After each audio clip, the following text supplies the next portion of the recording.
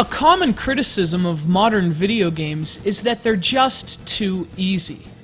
2 decades ago, crazy ideas like checkpoints and unlimited lives would have sounded completely absurd to someone memorizing level layouts and timing their counterattacks in a game like Mega Man. But now, those kind of features are expected. Indeed, today we criticize games which don't hold our hands as somehow being poorly designed or flawed in their execution. And that's what makes this game stand out. If such is the landscape of modern gaming, this game is like a jolt to the bedrock. This is Resonance of Fate, and if you subscribe to the philosophy that games have lost their edge over the years, this is precisely the game for you. That was your last. Too late. Resonance of Fate was developed by the Japanese studio Tri-Ace, a developer that's been making console RPGs since the Super NES, and you get the sense that this game is a reaction to that extensive experience rather than the product of it. This isn't some hyper-refined apex of the traditional Japanese RPG. Rather, it's something radical, something totally new, something incredibly complex. And ultimately, something prohibitively difficult. Now, if you really boil the game down to its core elements, you could say Resonance of Fate takes place in 2 separate places. At least the most important elements do. You've got a hexagon-based map which allows traversal through the game world, and you've got the battle sequences, which are really where the game sets itself apart. Now, the map plays out sort of like a board game. You need to collect energy hexes to open up access to new areas and dungeons, and once you've entered those areas, that's when things get really complicated, and for better or worse, Resonance of Fate ultimately leaves its mark.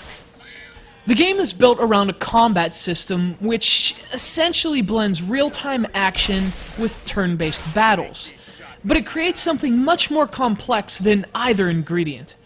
You control 3 characters and take turns with each of them to initiate attacks. Your enemies don't stand still, but fortunately neither do your comrades, and if you cross their paths while they're attacking, you'll earn special resonance points which trigger a devastating attack from your threesome. Barely nicked me. No time to duck. In words, it sounds simple, right? But in execution, it's anything but. There's much more to the game's incredibly complex combat system than I can really go over here, including organizing your attacks as well as staying in formation, and really, there hasn't been anything quite like this before. Resonance of Fate takes place in a futuristic world destroyed by catastrophic changes to the climate.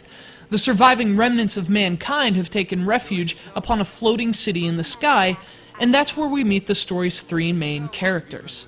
The game covers 16 chapters, each of which is comprised of both primary missions as well as optional side quests, and completing missions earns you money and improves your character rankings.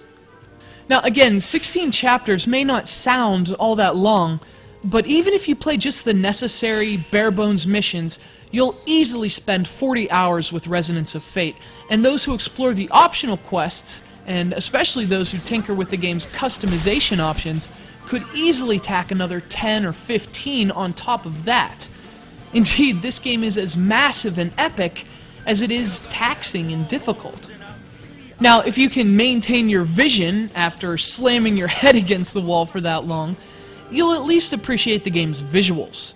Resonance of Fate utilizes a beautiful art style which gives the mechanical, pseudo-Victorian environments characteristic of steampunk a futuristic and dystopian spin.